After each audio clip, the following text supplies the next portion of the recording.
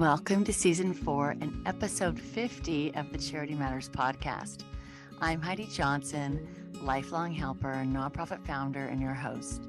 I've been interviewing the helpers for a decade with my blog, and I'm so excited to now be sharing these inspiring conversations on our podcast. Join me as we learn the challenges and stories of innovators, entrepreneurs, and modern-day heroes who set out to solve the problems of humanity. Have you ever wondered how someone becomes a kind, caring, or compassionate human? Well, today's guest, Tanuka Gordon, did wonder, and she decided to do something about it by starting her nonprofit organization called Mindful Littles.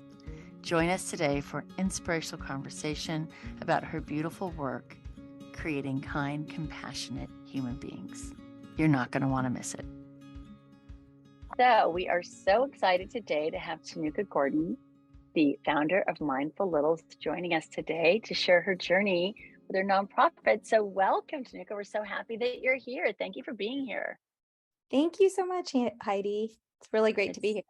It's really great to be here. And I love what you're doing. And I think everyone listening is going to be really excited to learn about this too, because while we talk to a lot of people that do incredible philanthropy, we don't always talk about the core, the basis, the foundation of where it all starts. And so I know I'm not trying to give it all away, but I think that what you're doing is really is so beautiful. So I'm really excited about this conversation. So why don't you share with our audience what exactly it is that Mindful Littles does? Yeah.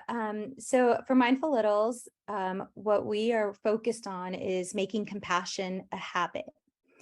And really our method of doing that is to focus in on service, and not just service as you would think of from like a traditional community service standpoint, but to really think of this idea of mindful service experiences. What I discovered very early on was that when we get to doing community service, oftentimes we're doing good very quickly. But there's a huge opportunity we have to not just feel good in our bodies by practicing things like mindfulness or self-compassion, but to really connect to the why behind our service work. And so we have a very high impact experiential framework that we use to bring these mindful service experiences to schools, to companies, to community organizations, and make service possible, make service accessible from the youngest to the oldest, in ways that allow service to become a way of life, and also something that sparks continued curiosity to give and to learn about the communities that we're helping through our programs. I love that. Love, love, love. You are my people. You are some of my people. So I don't think that when someone asked you a long time ago when you were a little girl what you wanted to be when you grow up, that you probably didn't say you wanted to be a nonprofit founder. Chances are pretty slim from the hundreds of interviews I've done with nonprofit founders, not one has yet said, that's what I wanted to be when I grew up. They might have said, oh, I knew that I love to help people, or my family was really philanthropic, but this wasn't on your life, what you thought your life was, the journey your life was going to go on. And I'm taking a guess. That's probably the case. Absolutely. That's accurate. And I'll say that volunteerism has always been part of my journey throughout life. As a young girl, I went to India a handful of times, and it was actually those visits to a third world country that form this broader perspective of what it means to be growing up in the United States. And that wider perspective has always stayed with me, and I've always wanted to volunteer. But really, it wasn't until 6 years ago that with the start of this organization, that it became really a full-time gig and my purpose in many ways. And so I mean, if everyone that I talk to, there's a journey that we go on, right? We start out on one track, and something happens, and there's a series of events that lead us to another path. And nonprofit founders are a beautiful example of that because, like I said, not one of them thought they were going that way. They thought they were going one way, and they ended up going another. And so I'm just curious to hear what you were doing before and how you got to this place, starting a nonprofit, becoming an entrepreneur, and running a business that relies on the kindness of others. Yeah, absolutely. Well, I spent my career actually in the corporate world. So I was an applied mathematics major out of UCLA, and then went into really wasn't sure what I should do with applied mathematics. And so actually went into consulting at Anderson and then fell into a tech career doing product management. For many years, about 15 to 17 years. And during that career path, what I did was really focus on customer experience. So to really think about how we design products and services to create the most incredible customer experiences. I share that because I was so impassioned that I even went to graduate school and got an MBA, but in parallel got a master's in human computer interaction because I was so excited about the idea of customer experience. And in many ways, if I reflect, I think at the time I was really searching for this human connection in this Right. industry of technology. And throughout my career in the tech industry, I loved the work, but I felt this itch, literally this itch in my heart that was like, oh, I'm supposed to be doing something different. I wasn't quite sure what until about 6 years ago with the founding of this organization. And I'm guessing there was a moment because almost everybody can tell you exactly the moment. And I've, of course, read a little bit about yours, so I know the answer to this question I'm asking, but everybody listening does not. But 90% of people that I've talked to can tell you the exact moment that they knew they needed to do this work. So, can you share a little bit about your experience and what was that light bulb, that itch you had to scratch? Mhm. Well, yeah, so really, when I became a parent for the very first time, I have two daughters. My oldest is 11. And when I became a parent, it was then that I began to question how I was spending my time. And if I was spending time in a career where I felt like there was a gap in fulfillment, I was like, well, I should really do a little bit more searching for myself. At the time, I didn't quite make all the connections, I suppose, but I did start exploring after the birth of my oldest, this idea of conscious parenting. How do we bring in more positive parenting, positive discipline? There's lots of different phrases and names. And that was really when I began to explore being a little more conscious, being a more compassionate in my parenting approach. And just started to think about how I was spending my time and really began this path of negotiating with my companies to reduce my time. And because I reduced my full-time job, which my husband and I worked out, I was able to start having more time to engage my children and be more present with them. Well, about 6 years ago, my oldest was about 5, and I was looking for ways to engage her in volunteerism. And I made a commitment to myself that volunteerism wasn't just going to be another to do. I wanted it, as I shared at the beginning, to be a way of life. Right. So a monthly commitment is what we set out to do. Beautiful intention. Just need to say beautiful intention. I wish Uh, everybody else made that commitment, but that's really fantastic that you even set that goal. Yeah. Well, and what I discovered after setting that goal is that it was actually very hard because I was still working, juggling home, all this stuff. And that, the commitment I made was actually through another organization where my daughter and I would go once a month to go pack rice and beans at a local crisis center. One we're actually working closely with now in the Bay Area. But we would make a commitment to go pack rice and beans. And I would sit in traffic after work, and she was after preschool, and I was like stressed out just going to the center. And by the time we arrived, we were both just exhausted, right? Right. And the nonprofit we were going to serve the rice and beans at, or pack the rice and beans at, you could feel their exasperation too, because they were serving food for so many thousands of people that they needed to just focus on the distribution, not cater to young families, right? And then the third was really, we would leave that experience, and my daughter and I just would feel disconnected from who we were helping, and felt a little bit even bored, admittedly. Right. And volunteerism doesn't need to be exciting all the time. But I was like, having spent a career in customer experience, building these. Right. Interesting. Right. I was like, we're missing this massive opportunity to actually solve for family engagement. And that's how it started, really.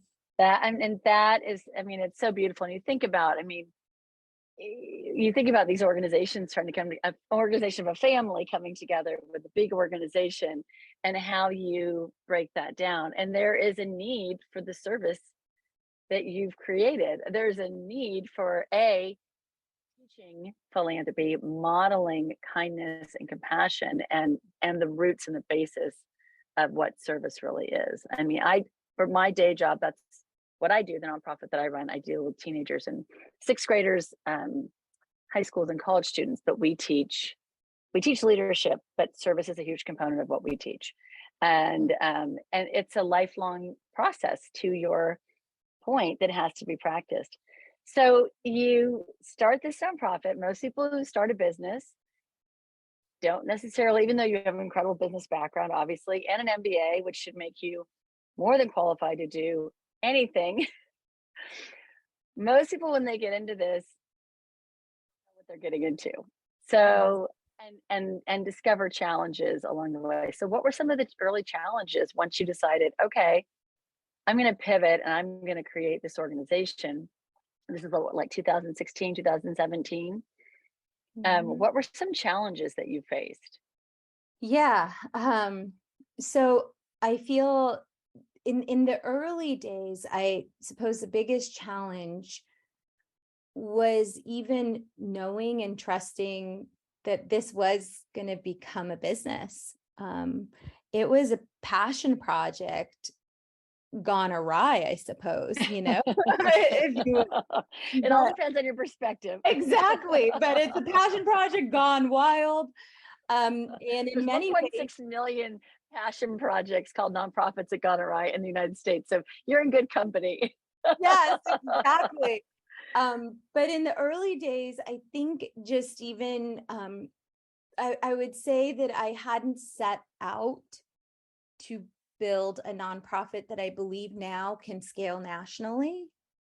And in the early days, just knowing how to keep up with the great demand that was clear from the very beginning, without fully understanding the business model that we were establishing behind it. And so it was, so I would say that that's probably one of the biggest challenges that we encountered, is just there was a big appetite for this work. And I was really starting to understand with each new step that this thing had legs and that this thing could grow. And fully coming into acceptance of what that meant, not only for our organization, but for me as a leader, and how to think about that, right? That it wasn't just all heart, that it needed mind and gut. It needs a skeleton. Exactly. Skeleton. Yeah, it needs a skeleton. And I think that also, I was 36 when I started a nonprofit, and my kids were I don't know, maybe 6 or 7 and 5 and 18 months or something. And I remember, and I was doing it as a volunteer, the nonprofit that I helped found. And my kid's like, "Oh, my mommy works full time at Children's Hospital," and I'm like, "No, no, I don't. It's not paid. Like it's, I just, I just do this work." But trying to juggle being a mom, a young mom, and here we are. You know, you're trying to model this great behavior, you're trying to show them that this is the way, and yet I can't talk to you right now. I'm in a meeting. I can't be there right now because I have to go help somebody else. I can't do this. Like everything that I was setting out to do was almost, in some ways, I had an inner struggle because it was really hard juggling life. So tell me, what fuels you to keep going when you have to do laundry, someone has homework, someone needs something extra from school, you're managing, you know, a young family, and you're managing a budding, thriving entrepreneurial business. And I've been there. It's a lot, but what fuels you to keep going in those moments? What I say when the bucket is heavy, what Mm. makes you because the bucket ultimately is your bucket. Yeah, I would say it's two things, but each of these two things are kind of layered, I suppose. But it's the internal impact and the Mhm. external impact. By internal impact, what I mean is with the start of this nonprofit, I began a deep healing journey for myself. And over the last 6 years, really had an opportunity to heal a lot of aspects of my own childhood and adverse experiences I had, and all these kinds of things that I hadn't even considered were trauma. But they were just little t trauma, I'd suppose, that had built up, and I'd internalized my own emotions. A lot of the practices we teach in this program, mindfulness, self-compassion, that are woven into the service experiences, that are woven into our compassion training programs, are literally practices that help me on my own healing journey. So I vehemently believe in this work because I myself have healed through feeling good and doing good and feeling good and doing good and doing good to Right. feel. The other is the impact. And the external impact comes in multiple layers. First and foremost, my children and my family. And it has been absolutely a messy process, to say otherwise. But you'll I be remember. Yeah, but you'll be surprised at how many people just assume because you have an organization named Mindful Littles that everything is constantly peaceful at every moment. And the reality is It's it's not. life. That's It's life, life. right? That's life. And you're growing a business, you're, as you said, laundry, kids, pickup, all this Right. stuff. But to find the ways of compassion within the space of chaos, that is the art, right? That is Right. what we're after. So when I see my older daughter wanting to write gratitude cards for parents of her friends who are organizing birthday parties because she wants to thank parents for doing that, or I see my younger daughter in the way that she cares, I'm like, okay, I can see this, right? Right. For my children, for my home. And of course, the impact we're having on community. It has Right. been one miracle after another from, Well, yeah. let's talk about impact because I always say I have a love hate relationship with that word Mm. because the beauty of impact, at least in the space that we live in, nonprofits, is that we're writing grants or we have donors and they want to know that they're betting on the right horse. They want to know the return on investment. And the blessing of impact is that they stretch us. We set goals, we meet them, we set more goals, we meet them, we stretch and stretch and stretch and grow. And that's the beauty of impact. But the hard thing of impact, because as you mentioned earlier, sometimes our work is slow and steady when you're educating a child or when you're teaching leadership or when you're feeding someone or you're saving their life medically. How do you measure that impact? How do you measure love? How do you measure leadership? How do you measure a family that had a meal that didn't have a meal. I mean, there's so many pieces to that that you can't measure. So when we talk about impact with Mindful Littles, what would you say that is? And it doesn't have to be a number, or it doesn't have to be, it can be a story, but what does impact look like to you? Hmm. Well, for us, impact is actually around engagement. So, first and foremost, right? And you're probably great at measuring it with all of your past experience. So I bet you have some secret tools for measuring your engagement and impact from your prior career, which is probably super fantastic. Yeah, I mean, we strive to be data centric, and it is very challenging to know how you measure engagement, across the board. But I'll share just kind of the ways that we think about impact, and then share a story that I think represents the essence of our impact. If Perfect. that's okay. That's great. So for us, engagement is really important, and specifically, focusing in on connectedness, because the CDC has specifically said that connectedness is the number one protective factor for mental well-being and youth mental well-being. And so if we can harness the power of mindful service experiences to increase engagement, participant engagement, and increase connectedness through these experiences, not just to the greater good, but to yourself and to each other, Right. then we are being Multiplying. Right.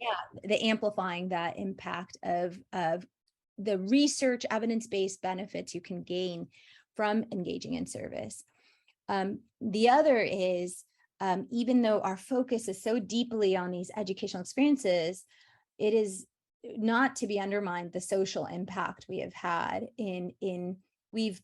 our students in schools that we've delivered programs to in Butte County have assembled 52,000 meals in one school year, one school district. Wow. We've gifted 10,000 pounds of produce through kids farmers market experiences that we've brought.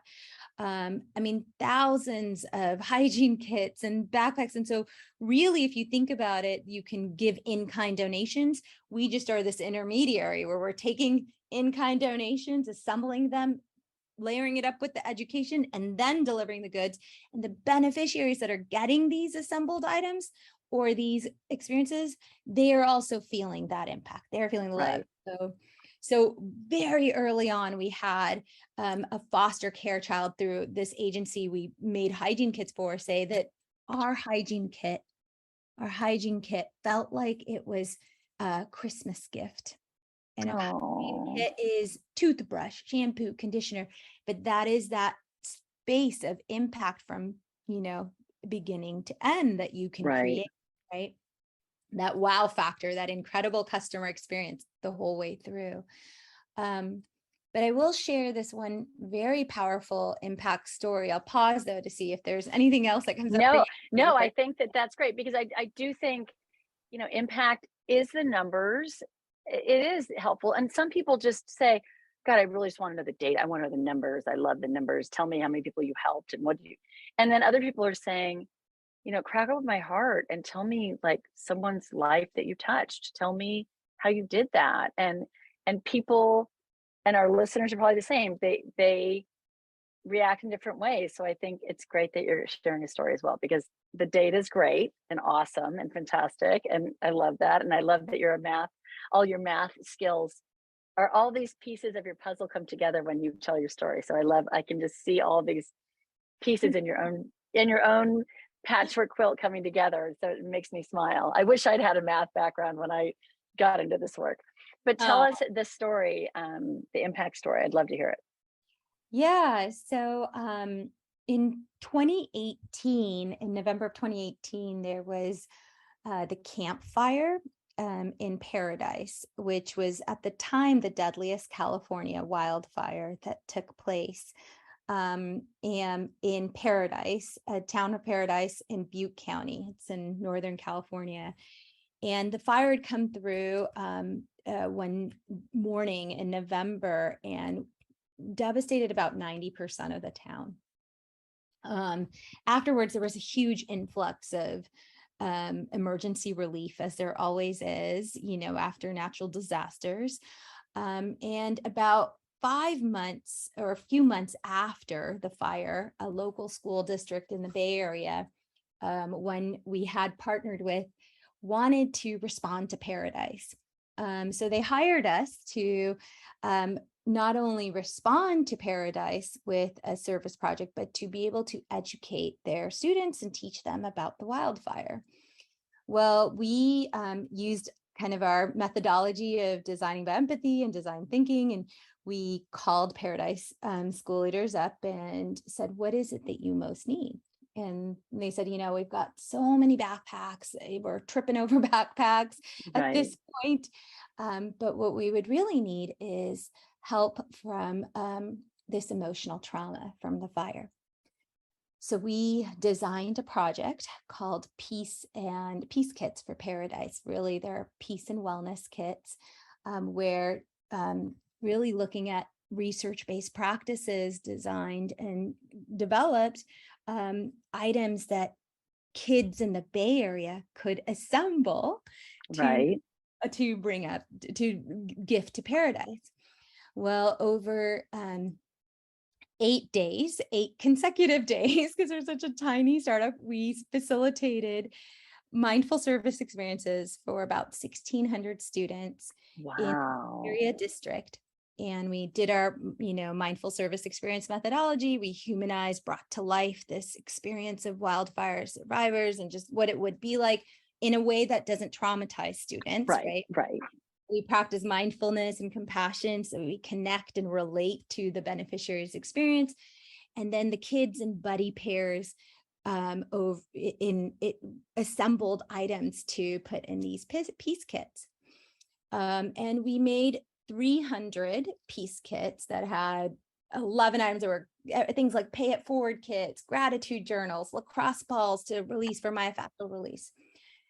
Well, we didn't stop there. On April 9th, 2019, we there was 30 of us, Mindful Littles facilitators, volunteers, and some school district leaders and students.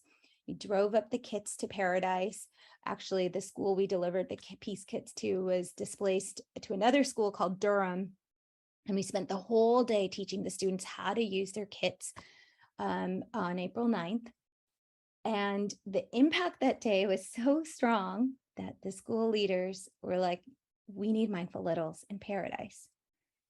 And I looked at me and I still remember the moment, the principal, and he looked at me, he's like, you don't have facilitators up here, do you? And I'm like, nope. We are a tiny nonprofit. Nope.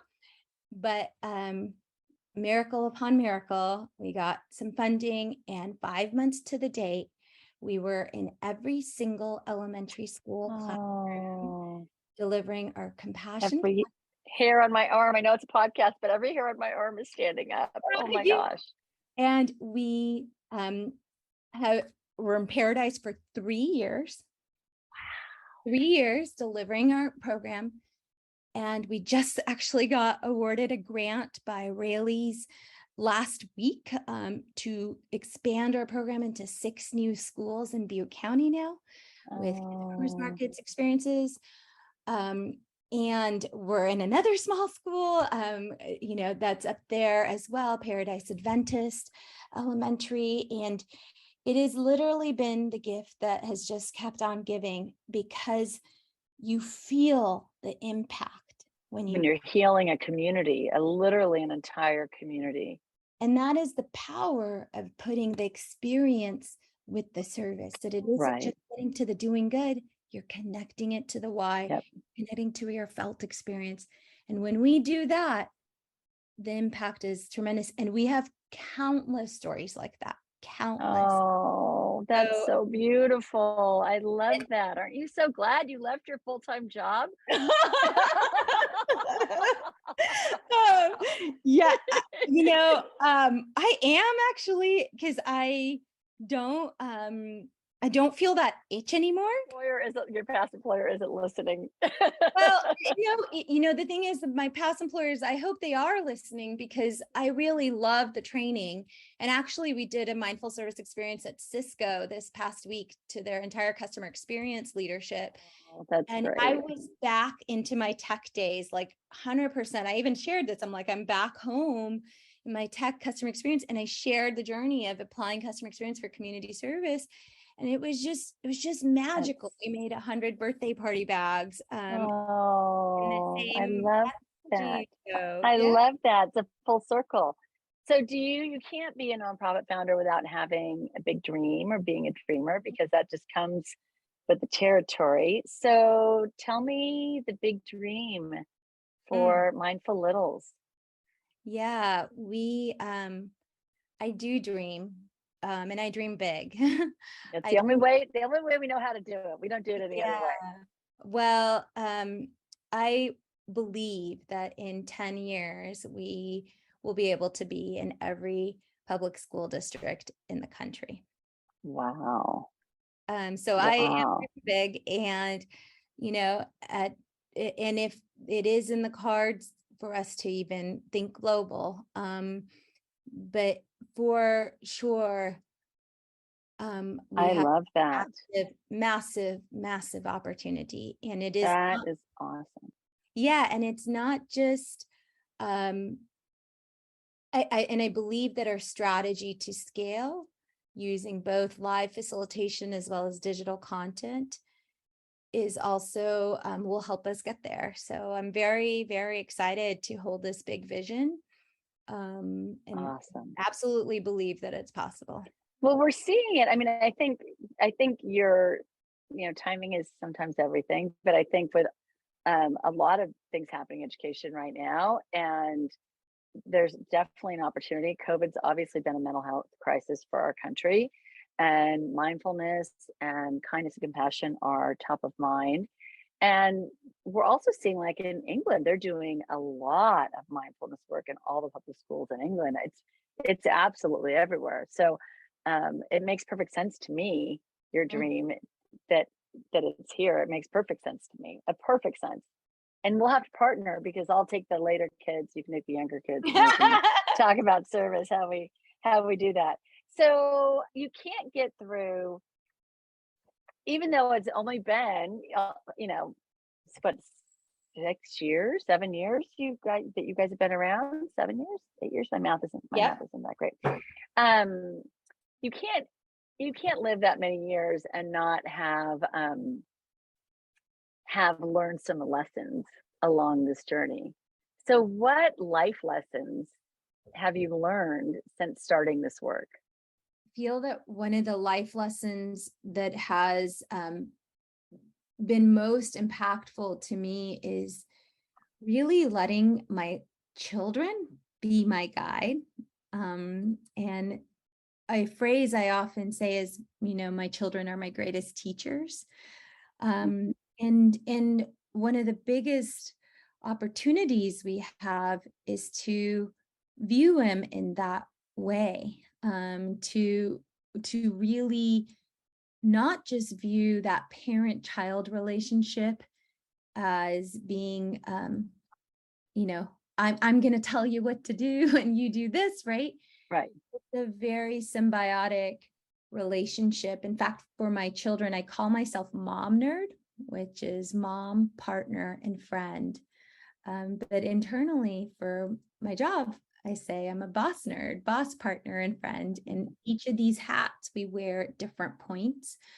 And really, we have an incredible opportunity to be co-creating with our children, co-creating with our, my staff members.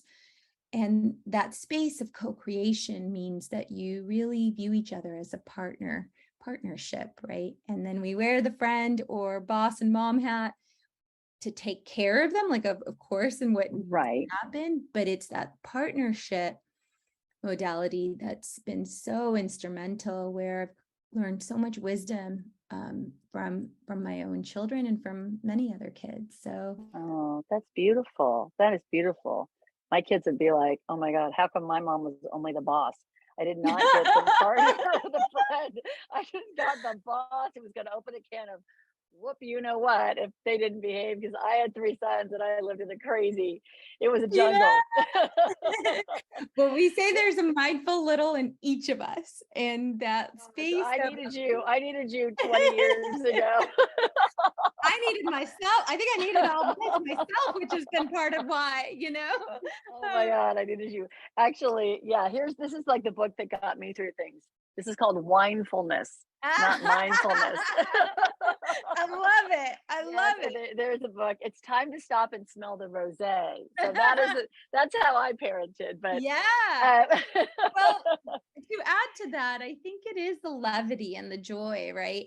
Even when we talk about mindfulness, sometimes it's really interesting. I mean, it's just honestly the amount of judgment we put on things as humans, like, one group on another, doesn't matter what group, it's just like their judgment. And sometimes just finding levity and joy in, hey, it's mindfulness for me, right? Or take a deep breath, because but having fun and wit with that, like instead of it being so serious all the time, right? And the light. There is a lot of joy in parenting. I mean, I loved it. I have 3 fabulous, crazy grown sons, and I have a finished product almost, my 21-year-old. And I will tell you, the modeling service, the investment our families made in service, and just our family's ethos, because that's just who we are and what we believe in and what we practice, and part of like brushing our teeth for us. Um, when I look at my children, I have remarkable, kind, wonderful human beings, which was really my goal. My goal wasn't, Stanford. My goal was, I want you to not go to jail. I want you to go to college, and I want you to be the best person you can be.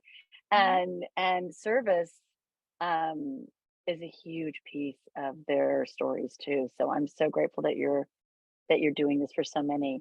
So tell me how you've changed in all of this. I mean, you've learned from your children, but you think you're a different person than you were before? Oh, yeah, absolutely. I mean, I think I shared earlier that, a lot of these practices, and it's my own practice that has helped me wade through the mud and the chaos, and know with faith that it's going to be okay, that everything's going to work out exactly as it's meant to, in a purposeful way. It's so just having, honestly, even the courage to be out there in this way is a big, big one for me. And sometimes even shocks me at times, because there were periods in my childhood where I really didn't express my voice at all. So, and now when I'm speaking in front of hundreds of people at a time, adults, children, different leaders, whatever, it's just remarkable, because I love it and I'm so excited to be in that authentic truth. But it's also been one that I had to learn and courageously wade through, and accept that I can be a leader. I can be a working mother leader. I can be a working mother leader of color. I can be all of these things, right? And believe in that possibility with humility, with balanced humility, and which means that I'm confident and understanding how to be courageous, but still understanding, hey, we're all just spinning around the sun on a big blue rock, 24 hours per day. So let's keep perspective, right? So so I've changed in many, many ways, and I just feel able to be my authentic self without. There's nothing better than that. Yes, absolutely. And allow things to just unfold while I, with conscious will, I'm like still organizing for the business and all that. But it's just, I'll pause there. That is fantastic. So tell us how we can get involved with Mindful Littles, how we can support you, how we can volunteer. Obviously, you're in the Bay Area, but I'm sure there's people in the Bay Area that are listening, or people that think this is fantastic and want to help you open a chapter where they live, or whatever that may be. So tell us how we can stay connected with you. Yeah. So, we bring our service experiences to schools, to companies and community organizations. As I shared a little bit about the corporate work, why I share that first is because it's a powerful amplifier to help us continue to bring our programs to schools and communities in need. Absolutely. So if there are listeners who have companies or organizations who are interested in mindful service experiences to foster more employee connectedness, it's one of the most powerful parts of our business model, is that it strengthens our capacity to bring those programs to many more schools. So that would be a first way. We're always looking for fund donors and funders. Specifically, one of the ways we're setting out to scale is going to amplify a big digital strategy to pair with our live facilitation. So going back to my roots of tech, if there's folks who are interested in funding or getting involved, would love to discuss and learn about those opportunities to help us continue to innovate the magic that we're creating. And absolutely, for sure, schools and community organizations always looking for ways to come into new communities. But the biggest opportunity right now is just anyone and everyone that wants to spread the word about us, and follow us on our Instagram, which is at Mindful Littles. Oh, at Mindful Littles. Okay. Yep. And we have a LinkedIn page as well, and Facebook. So just really joining any of our social media platforms that feel aligned. And what's your website? Is it mindfullittles.org? Yeah, it's mindfullittles.org. Okay. I love that.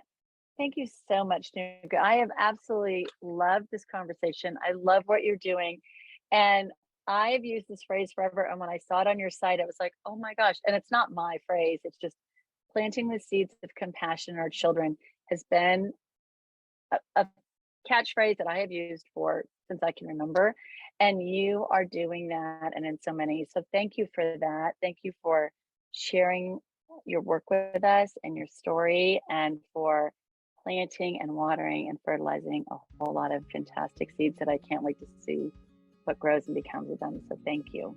Oh, well, thank you, Heidi, for the incredible work you're doing and for this phenomenal opportunity to be dialoguing with you today. So thank you. Thank you so much. Thank you for listening to this week's episode of the Charity Matters podcast. I really enjoyed talking to our guest, Tanuka Gordon, about what it takes to start a business that truly changes people's lives. I think her comment about making compassion a habit was so inspiring and true. To learn more about modern day heroes like Tanuka, or if you'd like to reach out to us, visit us at charity-matters.com or connect with us on Instagram at Charity Matters. If you enjoyed our conversation, we would love if you shared this with your family and your friends. And don't forget to leave us a review. Remember, together we can make a difference, one small act of kindness at a time. Charity Matters.